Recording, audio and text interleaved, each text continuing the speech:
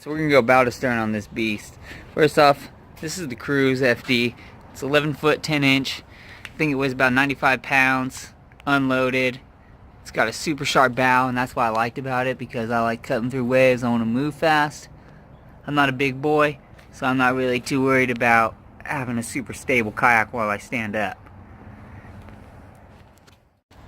In the front hatch, I have only two things right now.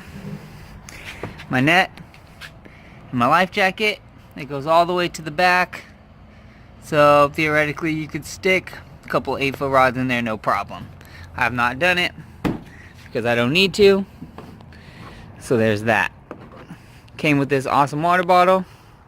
Love it, holds a ton of water, and now I can use my Yeti for coffee. Life's good. Front hatch does come with the paddle keeper. I'll set that up real quick. When sight fishing or stand-up fishing, you can stick your paddle right in there, hold it in place, easy peasy. First modification I did to this was right here. I had no basically this is kind of like a trash bag, and what's in it right now is a old drop shot. I cut it off to switch. I think I went to a Nico rig, and yeah, so there it is. No, I went to a Ned rig.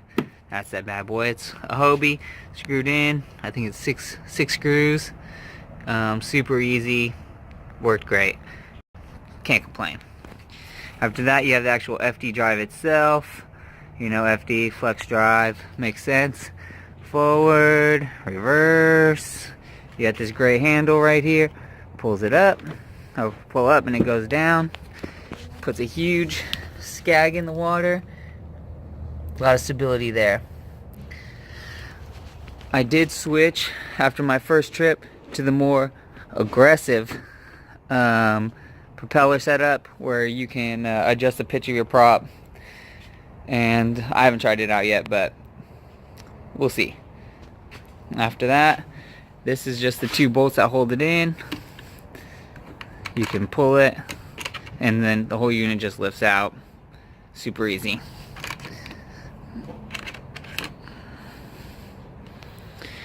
Next, we'll go back around this side.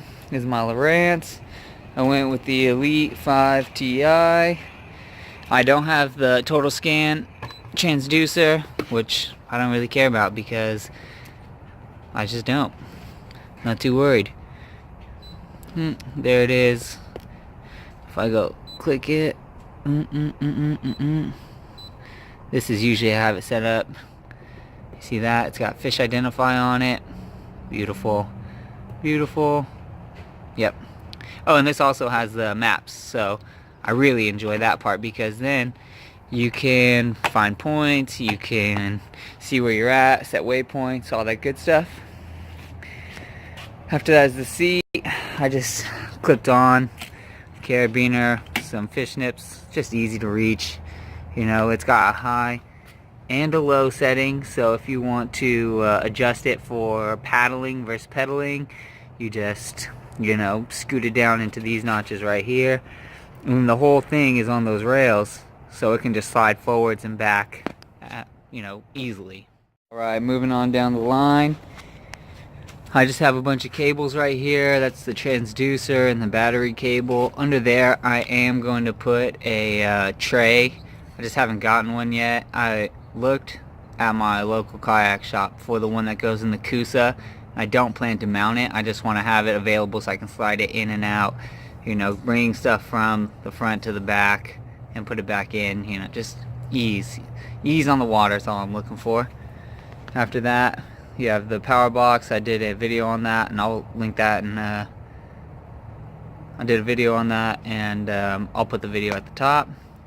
Powers up fish finder, powers up the GoPro, and I even have an extra slot right there for my phone just in case. Gotta make sure the honey can reach me. Good little bit of storage space back there. You know, you have the GoPro mount on the swing arm. I actually married a Yak Attack and a Railblazer unit because I didn't know which one I was going to go with, so I got both. And then I decided, well, I could make it work, so that's what I did.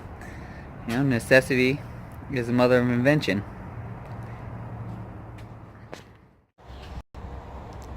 The steering on this is pretty easy. Actually, getting adjusted to it was more difficult than I thought. You know, that's left and right, easy enough, but when you're on the water, you're not looking at those. So they got one on each side. And, you know, you just gotta get the feel for it, especially when you're reversing.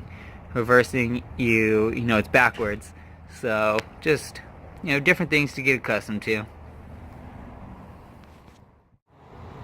So moving back down the kayak, I have my tackle crate right here. It's literally just a milk box with two of the Berkeley 3-piece rod tube holders, or rod holders. I took and put bungees on it from Home Depot, and I just strapped them down deep down there. They go really easy. It's light. I mean, if you flip your kayak, it's not really going to come off.